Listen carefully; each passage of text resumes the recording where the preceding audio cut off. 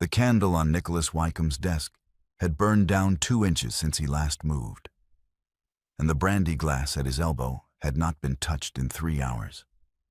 Outside, the November wind pressed against the windows of Asheford Park with the patient insistence of something that knew it would eventually get in. Nicholas was 44 years old, though he looked older that evening. Older in the particular way that men who have spent years punishing themselves tend to look, as though the skin has memorized the expression of guilt and simply holds it now. Even in stillness, he was not reading the papers spread before him.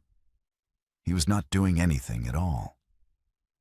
He was sitting in the dim study where his father had sat before him, in a chair that had absorbed 40 years of Wycomb's silences, and he was waiting, though for what he could not have said. When the door opened, she was wearing her traveling cloak. He did not notice the small valise at her feet. He had not looked at her properly in months. 8 years earlier, on that same November night, Charlotte had stood in that doorway for a long moment before she spoke. She was 31 years old and 12 weeks pregnant, and she had spent the afternoon sitting in the drawing room with a physician's letter in her lap, reading it until the words arranged themselves into something she could hold without her hands shaking. The letter had been addressed to her, not to Nicholas. She had answered the door herself, which was unusual enough that she had known, before she opened it, that the news would be of a kind she would not want the household to overhear. She had folded the letter and placed it in the small leather case she kept in the drawer of her writing table. Then she had sat for 2 hours and thought about what it meant and what she intended to do with it, and she had arrived at a decision that felt, in the moment, like the bravest thing she had ever chosen. In the years afterward, she would not always be certain it was brave. But she had made it, and she had kept it, and so there she was in the doorway of his study at 9:30 in the evening, watching her husband stare through the papers on his desk, and she had said his name twice before he looked up. Charlotte. He said it as though recalling a word in a language he had once known. "I wanted to say good night," she said. It was not what she had intended to say. She had intended to say a great many things. To sit across from him and begin, carefully, the conversation that the physician's letter required. But she looked at his face in the candlelight and saw a man she no longer recognized, and the words she had prepared arranged themselves back into silence. Nicholas looked at her for a moment. Then he looked back at his desk. "I'm tired of looking at you," he said. The sentence landed in the room without drama. He said it the way a man says something he believes to be a private thought, without venom, without intent, with only the flat exhaustion of someone who has been carrying something heavy for so long that he has forgotten the carrying is unusual. He meant himself. He had spent 6 months drinking and becoming his father, and hating the man Charlotte was looking at every time she entered a room. And what he meant, in that moment, was that he could not bear to see his own reflection in her concern. He did not know she could hear it any other way. Charlotte was quiet for a moment. "I know," she said. She closed the door very quietly behind her. Nicholas sat for a while longer. The candle guttered. He told himself she had gone upstairs. He told himself that in the morning he would find the words he could not locate tonight, that there was time, that there was always time. He poured the brandy down his throat and poured another, and sat with it untouched, and told himself the same things in a different order. The fire burned down to ash. It was her maid who came to him at midnight, a young woman named Polly, who had been with Charlotte since before the marriage, who appeared in the corridor outside the study with her eyes red and her cap askew, and who said, in a voice that was trying very hard not to break, "My lord, I cannot find her ladyship anywhere." He searched the house himself. Every room, every corridor, the kitchen, garden, the stables. Her horse was still in its stall. The small valise he had not noticed in the doorway was gone. Nothing else was missing. No trunk, no hat box, nothing that would suggest a planned departure. Only the small case and the woman who had closed the door quietly behind her. And by 3 in the morning, Nicholas Wycombe was standing in the entrance hall of Asheford Park with a lamp in his hand. and the absolute certainty, arriving with the slow weight of something that had always been true. That he had done this. He had done this, and she was gone, and he had not even looked up properly to watch her go. 8 years passed. Nicholas dismissed his valet at the end of the first year and hired another. He dismissed the second and kept the third. He stopped drinking in the February after Charlotte left, stopped with the particular ferocity of a man who has decided that the decanter is the enemy and has declared war on it. And the sobriety held. It held through the spring and the summer, and through the second anniversary of Charlotte's departure, which he marked by walking the full perimeter of the estate at dawn, and returning to find his steward waiting at the door with 3 letters requiring his signature. He ran Asheford Park with a precision that his tenants respected, and his neighbors found slightly unnerving. He refused 4 marriage proposals on behalf of 4 young women whose mothers had presented them with varying degrees of subtlety. He did not explain his refusals. He did not need to. Everyone in the county knew what the Marquess of Asheford had done to his wife, or believed they did, and Nicholas found it convenient to let them believe it, because the alternative, explaining that he did not know what he had done, that she had simply left, that he had searched and found nothing and received no word, felt like an excuse he had not earned the right to make. He thought of her often. He thought of the 3 years before the 4th year, the years when he had been a different man entirely, present, attentive, genuinely in love with the woman he had married. He thought of her hand in his at a tedious dinner party, early in their marriage, when he had reached across under the tablecloth and taken her wrist and pressed 2 fingers to her pulse, as though checking it, and she had looked at him with an expression of such suppressed amusement that he had lost track of whatever the man to his left was saying. He had kissed the inside of her wrist at the table. She had been scandalized and delighted in equal measure. He thought of that moment with a regularity that he recognized as unhealthy and could not stop. His mother, the Dowager Marchioness, died in early spring of the 8th year, quietly, in her sleep, in the room she had occupied for 40 years. Nicholas arranged the funeral with the same precision he applied to everything, and went through the house afterward, with the particular emptiness of a man who has been preparing for a grief and finds, when it arrives, that preparation was not the same thing as readiness. 3 weeks after the funeral, a solicitor arrived at Asheford Park. He was a small, careful man named Mr. Henshaw, who had handled the Dowager's private affairs for 11 years, and he came into the study carrying a locked box of polished mahogany, roughly the size of a hat case.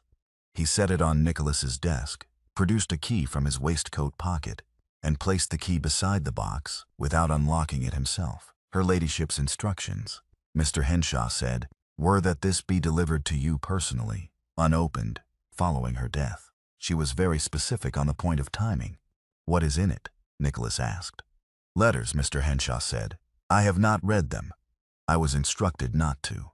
I was instructed only to deliver the box and the key, and to tell you that the correspondence within spans approximately 8 years, and that the first letter is dated December of the year the Marchioness departed."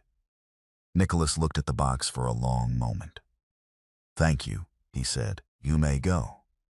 He waited until he heard the front door close before he touched the key. The letters were in Charlotte's handwriting. He would have known it anywhere. The particular slope of her capital letters, the way she formed the letter A with a small curl at the top.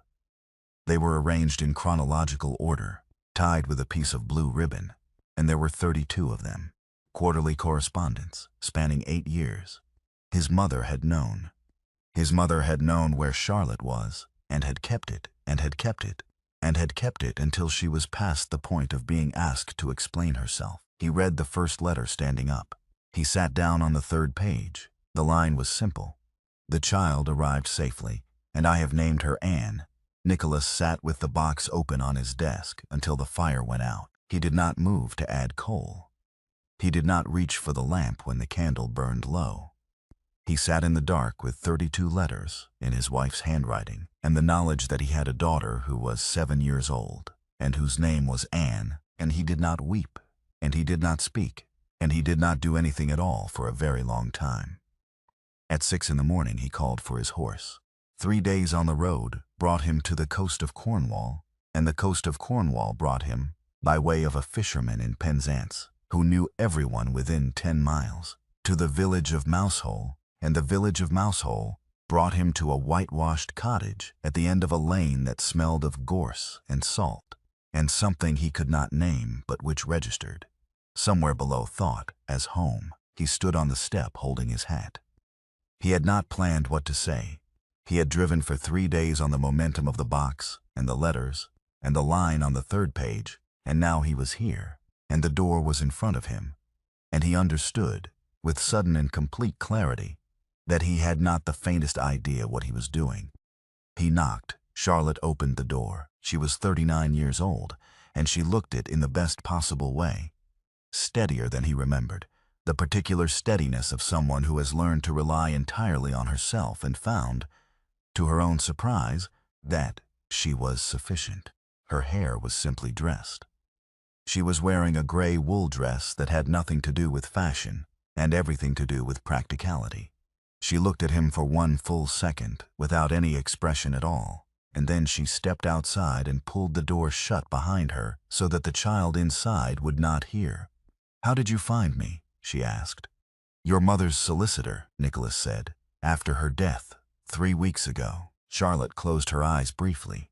When she opened them, something had shifted. Not softened exactly, but reorganized, as though she were rearranging the furniture of her understanding to accommodate a new piece of information. "She told you," Charlotte said. "She left me a box of your letters, 32 of them. She did not tell me herself. She was past telling anyone anything by the time I received them." He paused. "I am sorry for your loss. She was fond of you." The letters made that clear. Charlotte was quiet for a moment. The wind off the sea moved through the gorse at the edge of the lane. "You may take a room at the village inn," she said at last. "You may stay as long as you choose. I will not deny you the right to know whether a daughter exists. She does, and she is well. And her name is Anne, as I expect you know. But you will not cross the threshold of this house until I decide you may. Those are my terms. You are welcome to dispute them." "I won't dispute them," Nicholas said. "I haven't finished." Charlotte met his eyes directly, and there was nothing apologetic in the look. "Anne does not know who you are. She will not be told until I am certain it is safe to tell her. Safe for her, not for you. Is that clear?" "Completely," he said. "Then we understand each other." She reached for the door handle. "Is there anything else?" Nicholas looked at her for a moment. "Do you want me to leave entirely?" he asked. "If that is what you want, I will go. I will not come back." Charlotte was still for a long moment. The wind moved through the gorse again. Down the lane, a gull called once and fell silent. "I do not know yet," she said, with a difficulty that was visible in the slight tension around her mouth and nowhere else. "That is the most honest answer I can give you." He nodded once. Then he walked back down the lane toward the village without arguing, and Charlotte stood on the step and watched him go, and did not move until the sound of his footsteps had faded entirely. The village of Mousehole was small enough that a stranger attracted notice, and Nicholas was careful about the kind of notice he attracted. He took a room at the inn, a clean, low-ceilinged room overlooking the harbor, and he established a routine that was deliberately quiet. He walked in the mornings.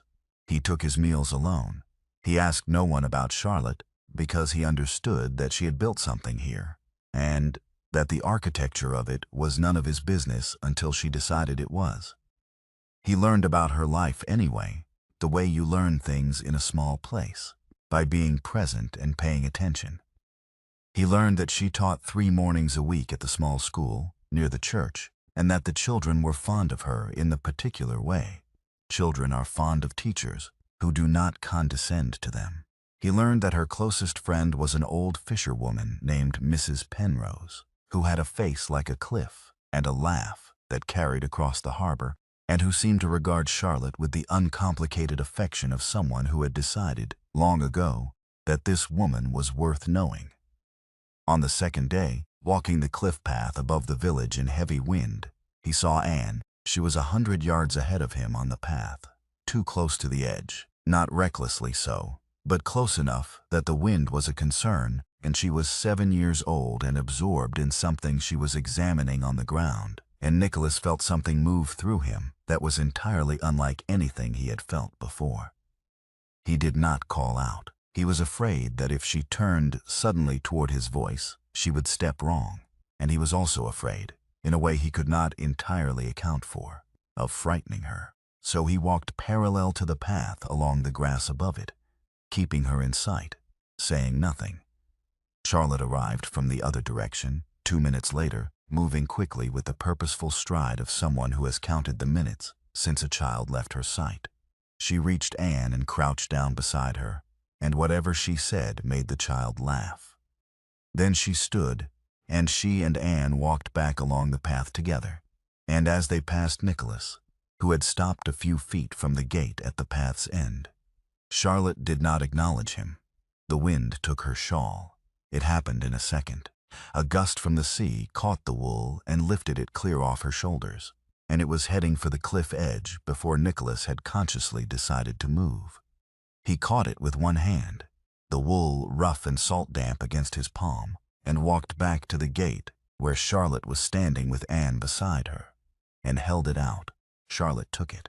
Their hands did not touch. "Thank you," she said, in the tone of a woman accepting something from a stranger. "Of course," Nicholas said. Annie looked at him with the frank, measuring assessment of a child who has not yet learned to disguise curiosity as politeness.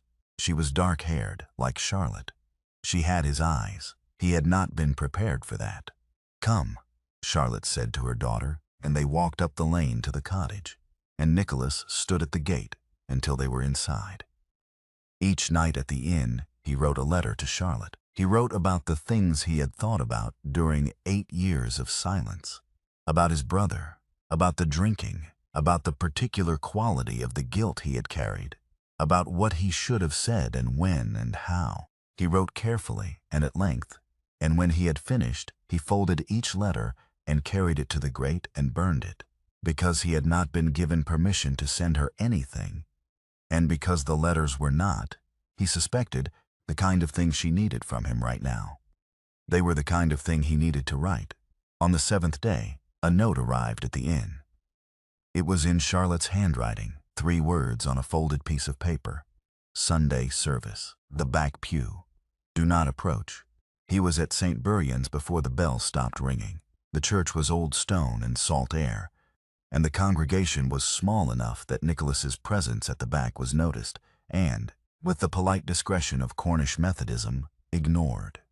He sat in the back pew and watched Charlotte and Anne settle in their usual place 3 rows from the front, and he did not look away for the entire service, not because he was cataloging or assessing, but because after 8 years of a face known only in memory, the fact of her in a room was something he could not take for granted. After the service, on the path between the gravestones, Anne stopped.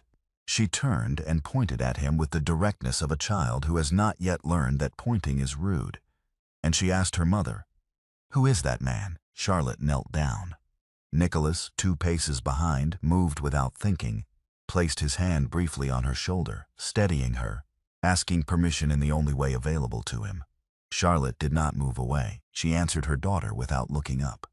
"He is a friend of your grandmother's," she said. "He has come a long way." "Why?" Anne pressed. "Because she was important to him," Charlotte said, "and he wanted to pay his respects." Anne considered this with the same measuring expression he had seen on the cliff path, then apparently decided he was acceptable, and took her mother's hand and walked toward the gate. Nicholas stood among the gravestones for a moment longer, Charlotte's shoulder still warm against the memory of his palm. The following Sunday, a note arrived at the inn before breakfast.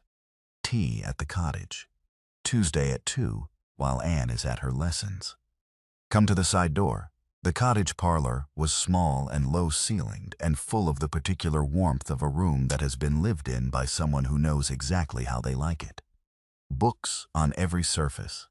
A child's drawing pinned above the fireplace, a house and a sea, and 3 figures that might have been people or might have been birds. A cat asleep in the chair by the window, which did not move when Nicholas entered and showed no intention of doing so. Charlotte poured the tea herself and sat across from him and said nothing for a moment, which was not uncomfortable. The way silence between strangers is uncomfortable. It was the silence of two people deciding where to begin. "She doesn't know," Charlotte said at last. "Anne.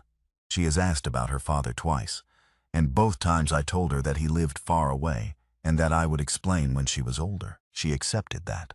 She is a practical child." A pause. "She has your eyes. I noticed," Nicholas said.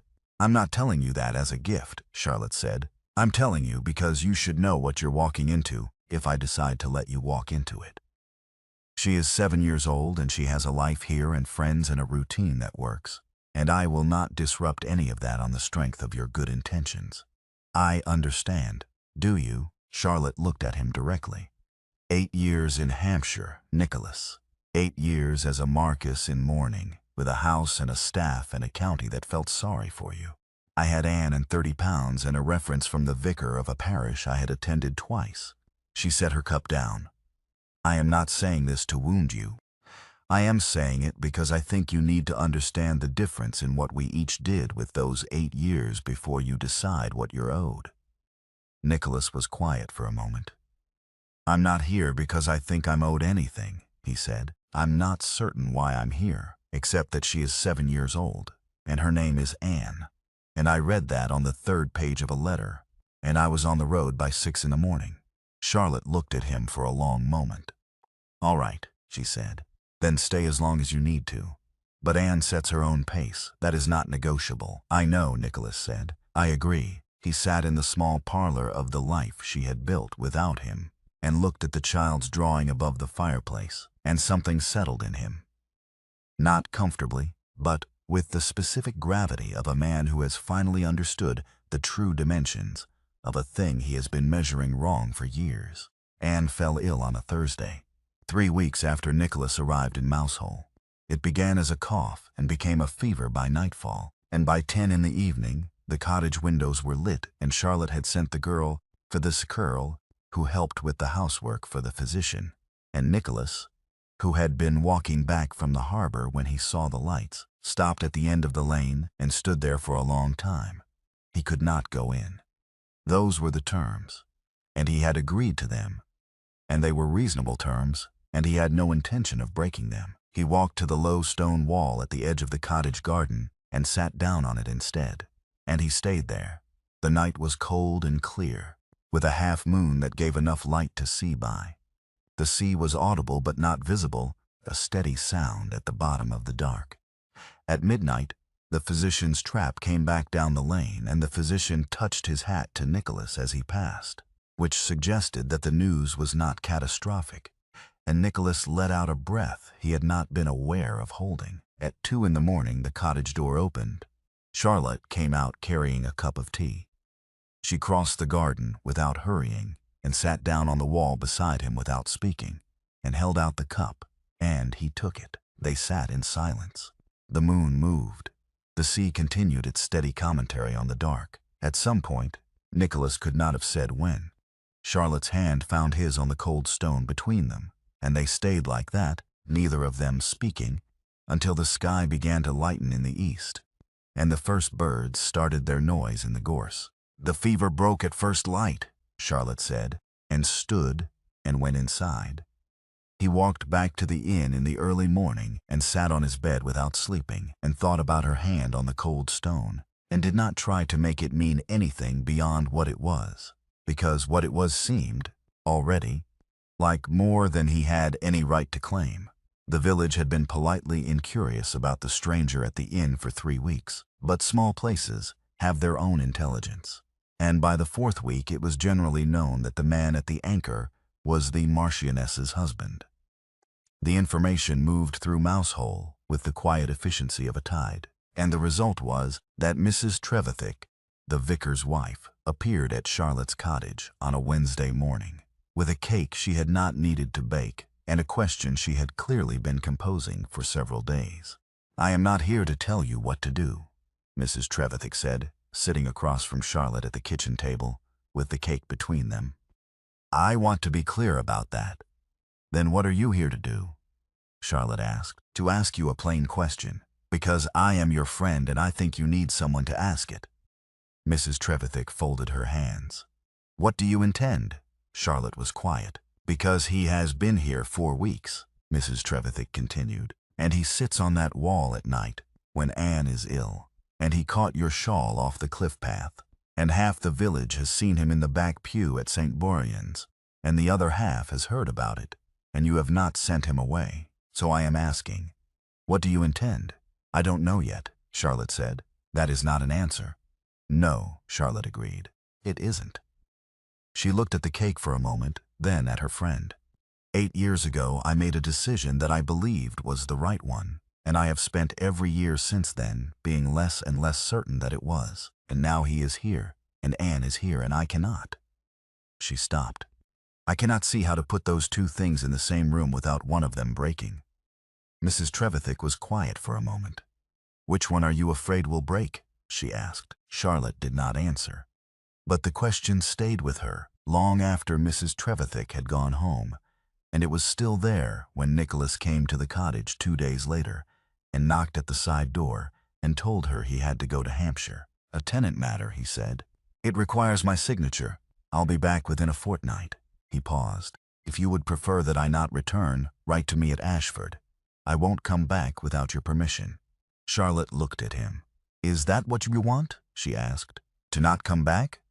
No, Nicholas said. It came out simply, without drama, as though he had stopped rehearsing. No, I want to come back. I wanted to say that plainly, because I don't think I've said anything plainly in a very long time. Charlotte nodded once. Go to Hampshire, she said. I'll think while you're gone. Ashford Park received him with the silence of a house that has been kept but not inhabited, and Nicholas moved through it with the particular discomfort of a man who has spent 4 weeks in a whitewashed cottage and finds his own estate suddenly excessive. He dealt with the tenant matter in a morning. He spent the afternoon in his study, which was where he found the box. It was a small thing, a pasteboard box that had lived on the shelf above his desk for 8 years without his ever opening it, because it had been there when Charlotte left, and he had told himself, without examination, that it contained her sewing things or some other domestic item he had no business disturbing. He opened it now, in the afternoon light, and found that it contained a pair of gloves, a dried flower of some kind he could not identify, a small ivory miniature of her mother, and a letter. The letter was in Charlotte's handwriting, dated the morning of the night she left. It began, Nicholas, I have something I must tell you, and I do not know how. Anne stopped. He stood at his desk and read those 11 words for a very long time. He read them until he understood what they meant. Not what the words said, which was simple enough, but what they required him to revise. She had not left in anger. She had not left because he had driven her out with the line, or not only for that reason, or not in the way he had spent 8 years believing. She had been trying to tell him something on the morning of the night she left, and she had not been able to find the words, and then something had happened and she had gone, and whatever she had been trying to tell him was still in that letter, unfinished, waiting. He returned to Cornwall 2 days early. He did not contact Charlotte when he arrived. He took his room at the inn and he sat with what he knew, which was less than he had thought he knew that morning, and more than he had known for 8 years, and he waited, because she had said she would think while he was gone, and he had no right to hurry her. On the 4th day back, a note arrived at the inn in Charlotte's handwriting. Tonight, after Anne is asleep. The cottage parlor was firelit and quiet. When Charlotte let him in, Anne was asleep upstairs. He could hear the particular silence of a house with a sleeping child in it, the way it settles differently than a house without one. Charlotte did not offer him a chair. She stood with her back to the fire and her hands at her sides, and she looked at him with the expression of someone who has been rehearsing something and has decided, finally, to abandon the rehearsal and simply speak. The afternoon of the night you said what you said, Charlotte began, I received a letter from a physician. Nicholas was still. I was 12 weeks pregnant, she said. I had known for 3 weeks and I had not told you, because I was waiting for the right moment, and the right moment kept not arriving. She paused. The letter told me that there was a complication, a specific one, which he described in terms I will not repeat because they are not relevant now. What is relevant is that he told me it was likely I would lose either the baby or my life. He could not tell me which. The fire shifted. Nicholas did not move. I sat with that letter for 2 hours, she said, and I thought about what it would mean to tell you. I thought about watching you make that choice, whether to grieve me or grieve the child, and I could not do it. Not because I thought you incapable of bearing it, but because I thought it would destroy you, and you were already so close to destroyed.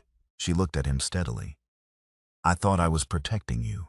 I believed that when I got into the carriage. By the time I reached the first post-in, I was less certain. Charlotte, he began. Let me finish, she said. The complication resolved. Against the odds, against the physician's expectation, it resolved. And Anne was born safely and I survived. And by that point, I had been gone 4 months. And I could not imagine what letter I could write that would not sound like a manipulation. Look, I have survived. Here is your daughter. Please forgive me. So I stayed silent, and then a year passed, and then another, and then 5. She stopped. I am not asking you to forgive me. I am telling you because Anne deserves a father who knows the truth, regardless of what you decide to do with it.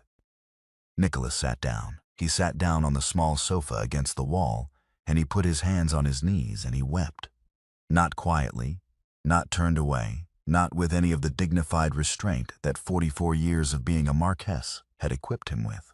He wept plainly, on the small sofa in the cottage parlor, for the years he had spent believing himself a monster who had driven out a wife he loved, for his brother who had died on a gray morning in October, while Nicholas watched from 20 yards away and could not reach him in time, for the daughter who had been alive and growing for 7 years while he ran the estate impeccably and refused to remarry and told himself it was penance. He wept for the half-finished letter on the shelf above his desk that he had never opened, for the 3 years before the 4th year when he had been a different man, for the wrist he had kissed at a dinner table, and the expression on her face that he had carried in memory for 8 years as the last clear image of who they had been to each other. Charlotte did not move. She did not come to him, and she did not look away. When he could speak, he looked up at her. The night I said that, he said, I meant myself. Charlotte was very still. I had spent 6 months becoming my father, Nicholas said. I watched my brother die, and I climbed inside a decanter, and I stayed there. And every time you came into a room, I could see what I had become reflected in the way you looked at me. I was tired of looking at what I had become. I was tired of seeing it in your face. He stopped. I know you had no reason to know that. I know there was no way to hear it as anything other than what it sounded like. And I am not telling you this so that you will forgive me. I am telling you because you have spent 8 years carrying a version of that night that was not true, and you deserve to know the true one. Charlotte sat down in the chair across from him.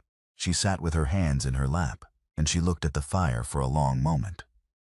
I have also spent 8 years not forgiving myself, she said, at last.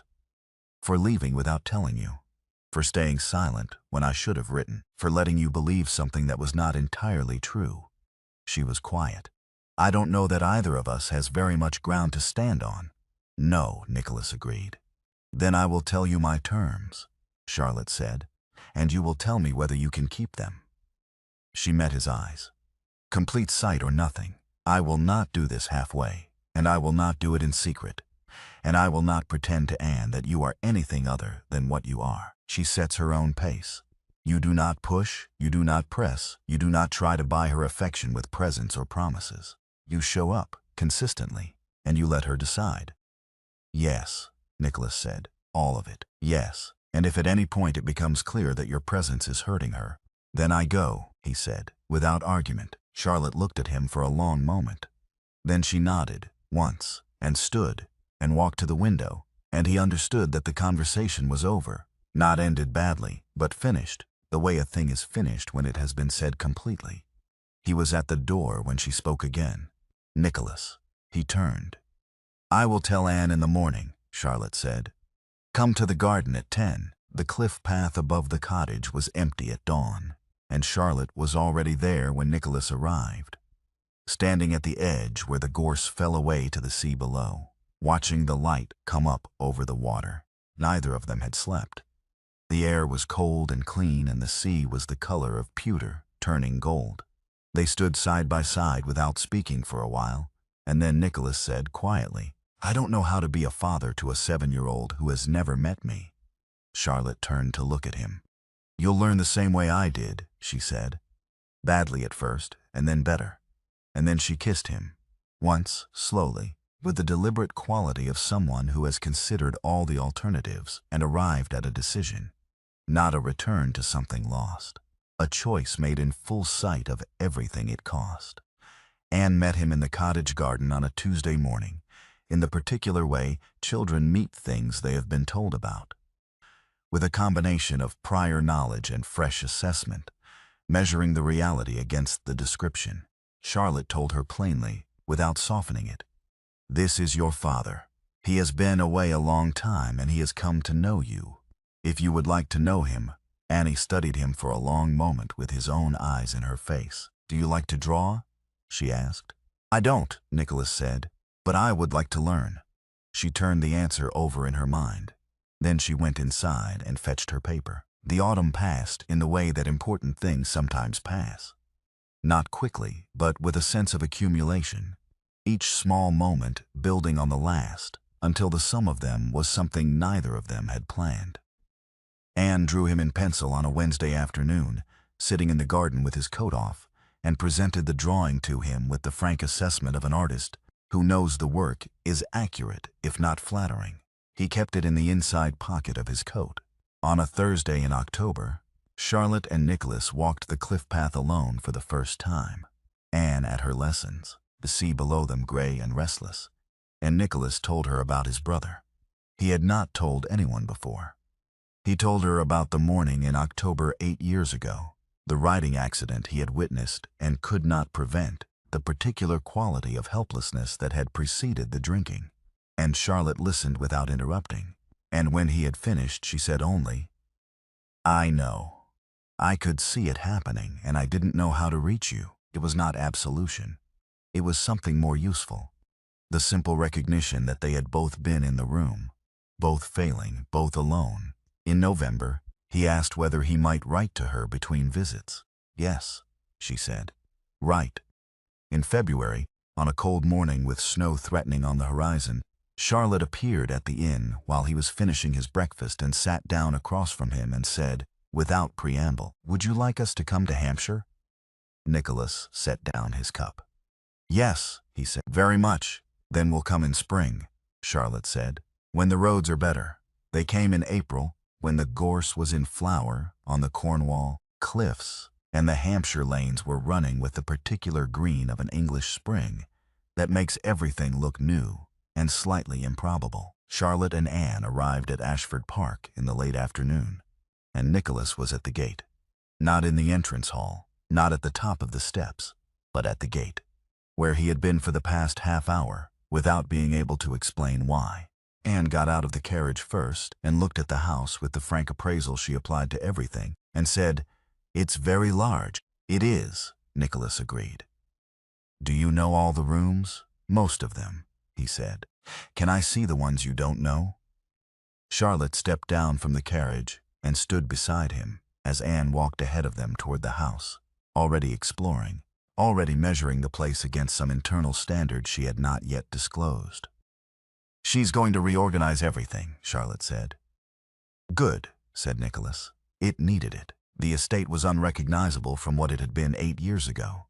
Not in its bones, which were the same stone and timber they had always been, but in its spirit. Nicholas had rebuilt it sober, room by room, against a future he had not believed he had, and the result was a house that felt, for the first time in his memory, like somewhere a person might actually want to live.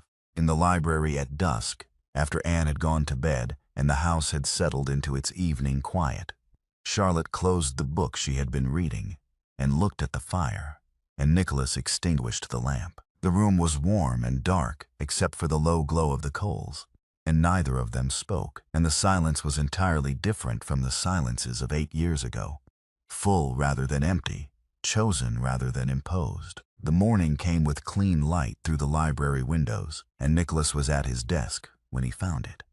The half-finished letter, Charlotte's handwriting, dated 8 years ago. It had been placed on his desk at some point in the night, completed. The familiar slope of her letters continued past the point where they had always stopped.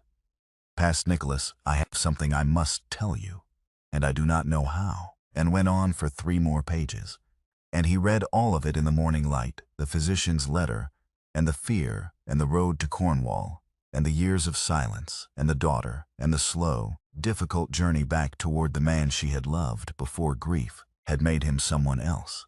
The letter ended with a single line, written in the same careful hand, in ink that was still faintly fresh. "I am coming home." Nicholas sat with the letter until the sun had fully cleared the horizon, and Anne's drawing of 3 figures on a cliff, pinned above the mantel where the family portrait used to hang, caught the light and held it. Outside, somewhere in the house, a child's voice asked a question, and a woman's voice answered it, and the sound of them moved through Asheford Park, like something that had always belonged there, and had simply, at last, found its way in.